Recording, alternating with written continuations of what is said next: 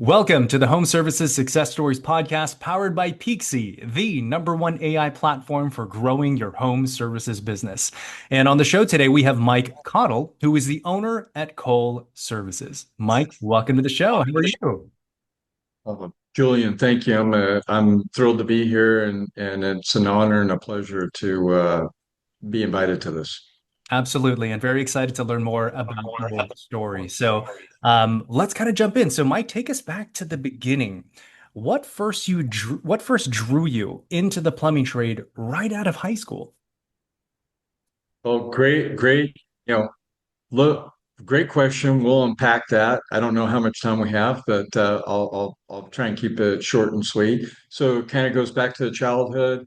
My uncle, favorite uncle, right? Everybody's got one of their favorite uncles, and he was lo and behold a plumbing contractor, and he kind of grew up on or where he lived was in the very nice beach community, beautiful home overlooking the water and great family and just was able super just a superhuman being, very involved with the community and giving back to different Boys and Girls Club and just full life, right? And on the other side of the tracks, I kind of came from, everybody's got a story, but I didn't come from that being, right? Like when I would go over there, it was like, wow, I'm like in a mansion, and we were kind of just living day by day, right? On the other side of the track, so to speak.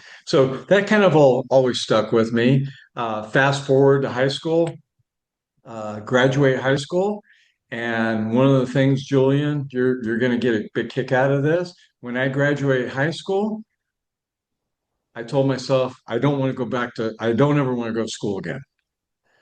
And 2 months later, I'm enrolled in plumbing trade school. So it was kind of like I just decided that I didn't want to be a car mechanic. I knew I was going to do something with my hands, right?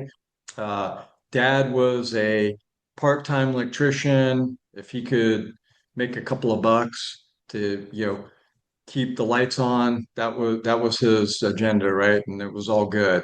I wanted a little bit more. So, working two part-time jobs out of high school, going nowhere fast. One was a delivery job, one was bussing tables at night. And so the work ethic was there, Julian. It just wasn't, there was no career path there. So got involved with plumbing, trade school. 2 or 3 months into it, got placed at a little mom and pop shop, and then just everything kind of took off from there. I worked day and night, 7 days a week, whenever they asked me to, and I was happy to do it. I wanted, I wanted to learn this. I wanted to master the trade as best I could. Well, what I really think is interesting about your stories, you had a kind of a vision, an inspiration, and sort of a role model. Because I would say that a lot of folks, when they think of the trades, they think, "Oh my gosh, it's a dirty job. I'm on my knees. I'm plumbing. I'm doing, that kind of thing." But you saw something different. You saw someone who had character, who had poise, who lived a good lifestyle, who gave back to community service. I think that's awesome, and that's why I think this whole show is interesting, is because you are now becoming kind of the role model to help kind of inspire that next generation. I think that's a really great key right there. So, Sure. so after you started in the trades, I know you worked in service, construction, even troubleshooting for plumbing manufacturers. What ultimately made you decide to return to your roots and acquire Cole Services? Yeah, great question. Just gonna hit pause there for 1 second, and from when I was a child, about 6, 7 years old, and kind of seeing that environment with my uncle, and then getting out of high school, there was I'm very thankful that sports was in my life, and I was actually, I guess, pretty good at it. Some sports better more than others, but I played almost, any sport I could at any time. And that kind of set some disciplines for me in the work ethic side. And, showing that, that it takes no talent to show up on time, right? You don't have to be an all-star to be there on time or early. Getting, come to practice, don't miss anything. Don't be a screw off and all that other. Now, the trade-off of that was is I went to a school where our football in high school was very coveted. And if you played on the team, the teachers kind of gave you a hall pass on your grades, right? That probably wasn't the best thing for me, Mm-hmm. right? Because it let me do what I wanted to do. But it all came full circle when I got to the trade school. And now to kind of get back to your question, um, I had an epiphany one day. I was running a new construction company, and it was my second business I was on, and I had partnered with another gentleman. I was a license holder for in the state of California. We need a contractor's license, right? I acquired that when I was 22, and and my partner was 44, and we did new construction. We had a lot of work, lots of work. We were behind in work. And the way the new construction business is modeled is that it's always kind of stringing you out on money, and we'll get you on the next job, right? If you kind of underbid this job a little bit, we'll make sure you get a little higher bid on the second one. And that job never came, right? It just kept parlaying over and over again. And honestly, it was on a Saturday, Julian. I vividly remember this. I'm in Beverly Hills. Me and my crew are doing all the plumbing, and the two by fours and all that good stuff, before framing, before all the bones, before all the drywall and all the niceties go into it. And the homeowner, the husband and wife came by, and they were walking around looking at it and go, wow, the progress. And they're like, oh, hey, who are you? And oh, I'm Mike Cottle, I'm the plumber and everything. And oh, thanks for doing the plumbing in our house and everything. I said, hey, I got a question to ask you. When am I going to get paid? And they're like, huh? Well, we've already had two draws submitted to us, and we paid both of those. And we already paid, so we paid the contractor already, the general contractor, right? The person that I'm working for. And Monday morning, I was in his office and I wouldn't leave until I got a check. So then, Julian, I opened up the LA Times. I know I'm dating myself a little bit here. And I looked for businesses for sale. And lo and behold, coal was for sale. So I called, like we used to, right? There's no internet or texting, and I old school called, and I was in LA, and the business was in Costa Mesa, California at the time. And I called, I talked to the owner, I came down, I looked at it, and we formed an agreement, and I removed myself from new construction, went back into service and repair, and never looked back. So that's how it happened. Okay, so you kind of had a moment of like, man, something's got to change. I don't like the way the intricacies work with this particular business. And then you just started seeing, hey, I can acquire a company, and you found coal. Okay. Out of frustration, right? Yeah, yeah, You conform to the frustration or you change your pattern. yeah. Well, you've led Coal now for nearly 30 years, and it is still 100% family owned, correct? Yes, So, sir. so Yes. why has staying independent been so important to you? Wow. That's a loaded question. There is, I guess at this point in time, just Julian, there's several different factors in there. There's a lot of great young men and women out there that come in and they're looking for employment and they really don't know, right? To be honest with you, they really don't know what they're looking for. And I just feel like I need to give back, right? Several years ago, I served on the on the board, and then became president, past president of plumbing, heating, and cooling contractors of Orange, San Bernardino, and Riverside counties. And it was all about back then, and we were all about, you know, creating a school for training young men and women because we knew the wood shop and the metal shops and all those were gone from high school. They cut all the budget on that.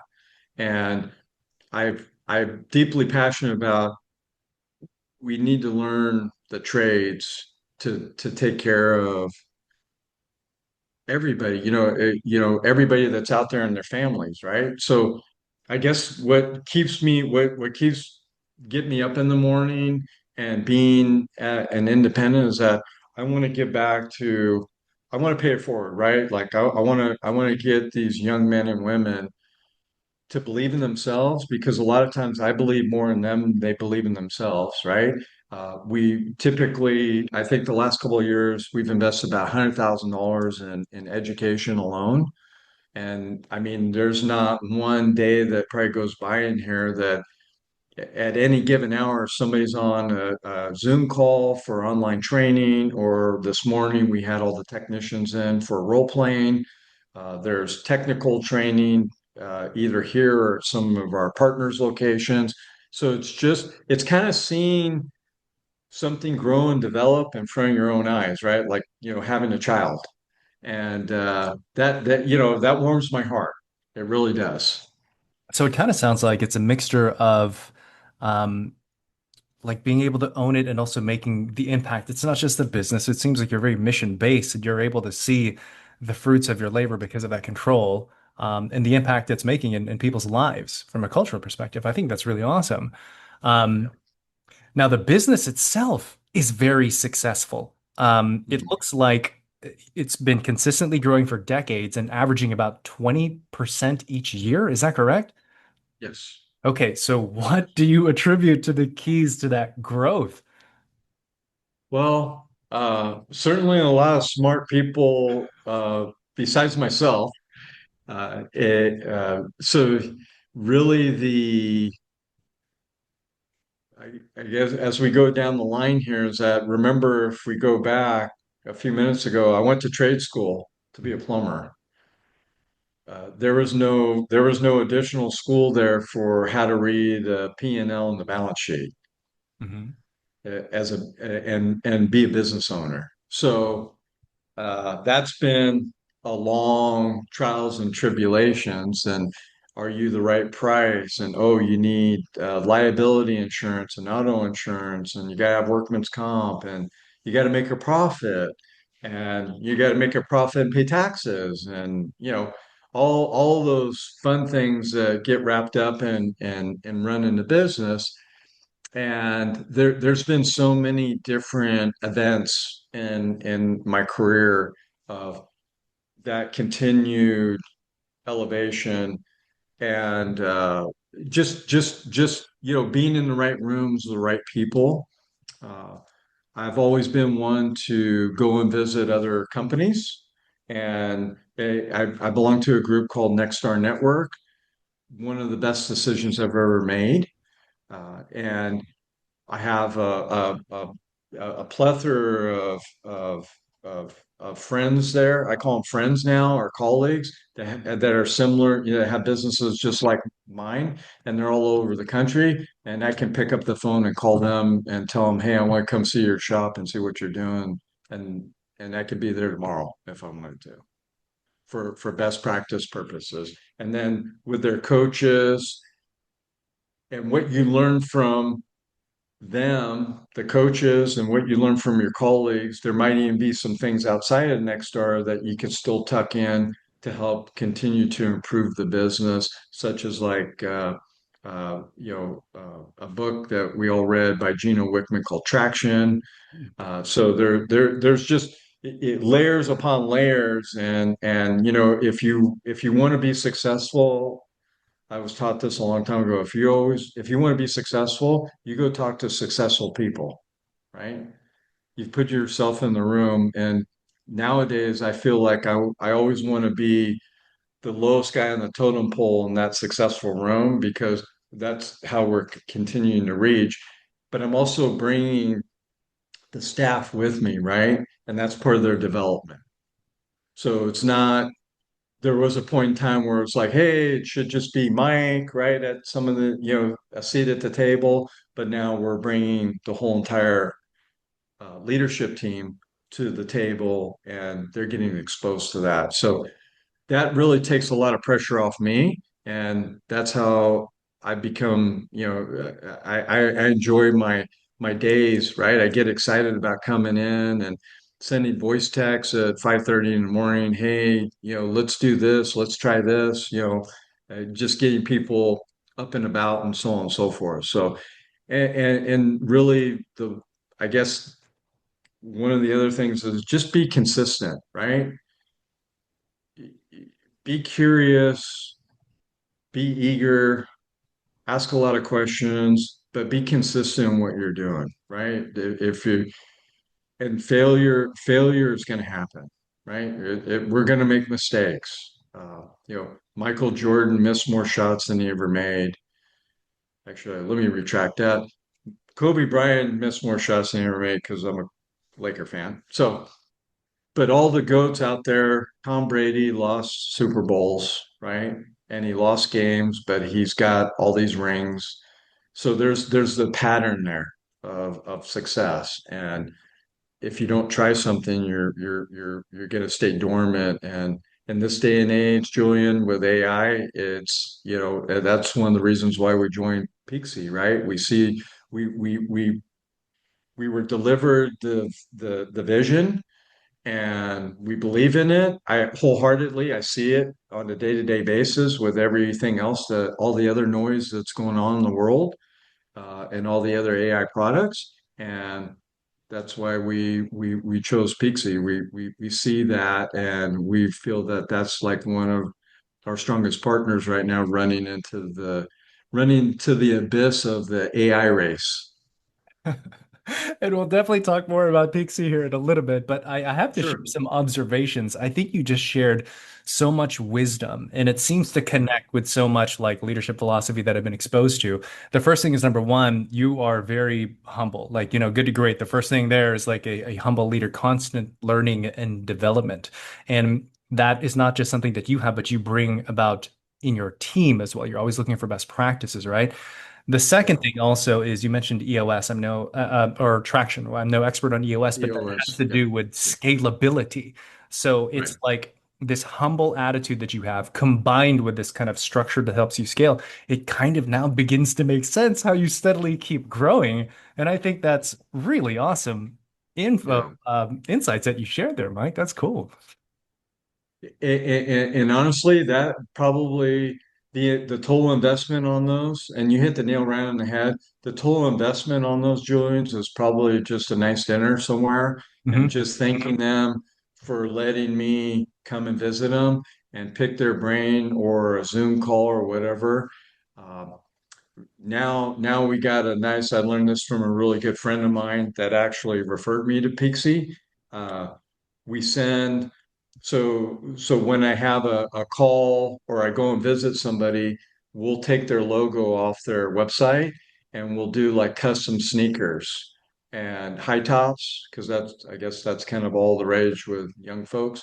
And then we'll put a nice little thank you card. We'll get them made and then we'll put a thank you card and then we'll send them off as like, hey, thank you for at least taking, even if it was 30 minutes, we talked to a huge company back in the Midwest and a couple months ago, and it was brilliant, right? The phone call was just amazing, and we sent him a pair of sneakers, and he was just like super thrilled about it. It's like, man, that's one of the coolest gifts I ever got. So shamelessly stealing, Uh, in Nextstar we call it shamelessly stealing others' ideas, right?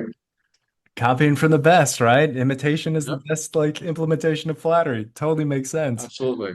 Yeah. Well, Mike, you brought us here to the topic of Peakzy, and of course, the show is powered by Peakzy. So, what has been your experience with the product, the service, the team? Yeah. So, the our calls are consistent, structured. There's always another add-on, which is like, which is great because it just it's like a flower that we're watering, it just continues to bloom, right? So there, and it's very, I like the part of it, it's very strategic, right? There's different vehicles that we can continue to open up and use, and then when we're just about ready to feel like we don't have any more landing strip there, then our account rep says, "Oh, by the way, we opened up another landing strip to extend that." So I really like that. I just see it, and I think it's just going to explode. I really do, and so many different avenues. So what would you say Peakzi helps you do? Think more strategic about new customers, existing customers, different criteria of going to market than the some of the, I guess, standard conventional ways that have kind of been ingrained in us over the years. And how does it help you do that? How detailed did you want me to get? As detailed as you like. Oh, okay. So we can now go into a specific zip code, and we can pick and choose our customers and target them for a particular marketing piece of some sort, right? Whether that's a direct mail, postcard, email, something like that, and the data that we're given can really get down into the roots of everything instead of just having that surface oriented. So to sum that up is that we in marketing in previous years we used to use this expression, spray and pray, right? Mhm. We're going to spray the market with a message, and we're going to pray that we get a return on investment. So it helps you become much more intentional and strategic about marketing. That seems to be the biggest benefit you've gotten so far. Well said. Awesome, awesome. Well, before we close out with a couple more questions, anything else you'd like to share about Peaksy? Mike? You know, I guess as an added bonus, we've also been able to, with the knowledge that our face rep and Mhm. then the team behind it is that we're getting other we're getting things that have nothing to do with them. They're just kind of like, hey, we know we have a referral for you that could possibly help you out with this or possibly help you out. So a true partner, right? Not somebody that's looking for a quick buck, Mhm. let's say. Or like, they want to kind of like put everything together and try and sell you everything, even if they're not good at something. They're like, hey, we're going to stay in our lane. We do this, but if I hear what you're saying, you might want to talk to this person or explore this, or you might want to look over here. And we have done that, and we've been very impressed with those individuals as well. Yeah, So they have a you great can't team as put well, right? yeah, you can't put a number, or that doesn't, there's really nothing you can chalk up on there except thank you for helping be a true partner, and helping us grow. So absolutely. Oh, that's wonderful feedback, and I certainly appreciate those words. So Mike, you have really great core values: development, honor, respect. You have been recognized as one of Orange County's top 25 places to work, also top plumber in 2025. You have been growing for decades, 20% year over year. Like it is obviously and objectively there that you are a successful business. So, in your opinion, what do you think makes Coal Services stand apart? People. It's not me. It's all about the people, right? It's I'm just here to do some framework, and I'm certainly not the smartest guy in the room. So it's very common for if somebody were to come to me and ask me for some knowledge of something and I didn't have that, I would refer them to a colleague, a Nextstar coach. Uh, we we also use a couple other firms. I might say, hey, text that person. Uh, I don't claim to have all the answers and never will. And I'm really getting them to think that change their thinking that they can solve the problem themselves because the resources are available. And I guess the other thing is we do one-on-ones religiously week after week, right, with our people. We're here to build long-term relationships. It's not like, hey, I want you here. This isn't a seasonal job, right? It's not a seasonal career. But back to good to great, my responsibility is to drive the bus and we stop, we pick people up.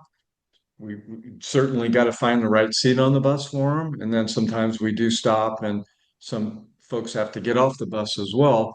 And I think that's with anything, but I think the people here that are here appreciate that because they recognize that I'm not going to just let it slide and keep a bad apple right around for various reasons. It's just let's just move on and we'll get it.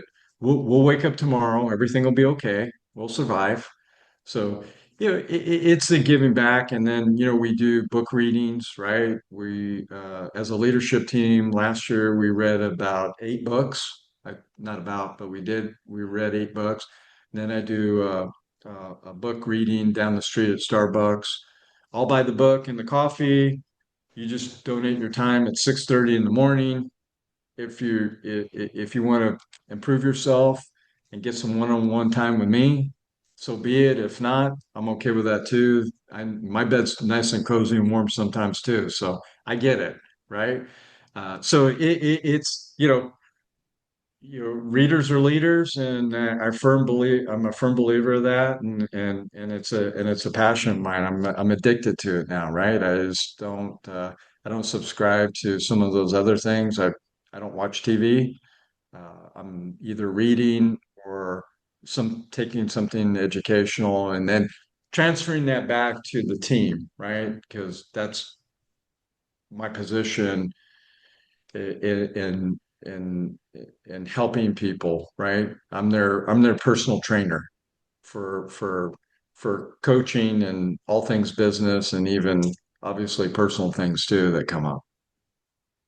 Well, Mike, you are a really great leader. Very inspiring, all the things that you said. You've inspired me. So thank you very much for who you are and sharing what you have. Close us out with what is your vision for the company? What is the legacy, the impact that it is that you want to make through Colt? I guess the next chapter for us here is that we want to we and I'm shamelessly stealing this for somebody else. Uh, we want to really dive into what it takes for adult learning because it's different, right? There's a little bit of difference in as a child, and there are so many great people out there that have either retired or went in a different direction. And a good friend of mine hired an ex-principal of a school, and he's now leading them on their university. They call it university. So, my vision next is Cole University, where we just get better and better and keep sharpening all our tools and putting the best product on the market for the families that are out there that we service on a day-to-day basis.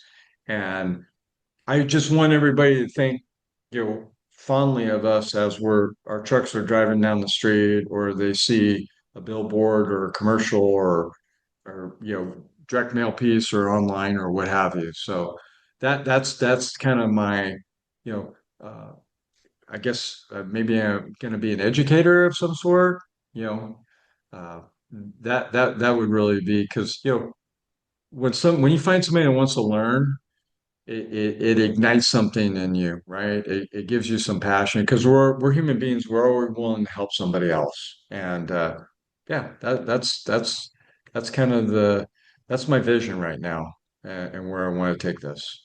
Well, that's a very inspiring vision for the future, and I have no doubt that the world will benefit once that comes into fruition. So Mike, close us out. Tell us your website, your social handles. How do people get a hold of you personally? Tell us all that. Oh boy, I wasn't ready for that one. Okay, so it's website is www.cole-services.com. Uh, email is mcottle at cole-services.com. And I do have a Instagram account now. I think it's Mike Cottle Official. So it's fairly new and not a whole lot going on there. And then obviously we're on Facebook and Instagram with Coal Services, and I believe there's TikTok too. Again, you're asking the wrong person when it comes to some things like that. So I'm getting there. I'm getting there, Julia. I'm getting there. So, and thank you for letting me be a part of this, my first podcast. I'm honored, right? I was super excited about it because I was like, oh, wow, it's podcasts. Like I listen to podcasts all the time. So, and I listened to one of yours the other day. So it was great. So, yeah, thank you for everything. Appreciate it.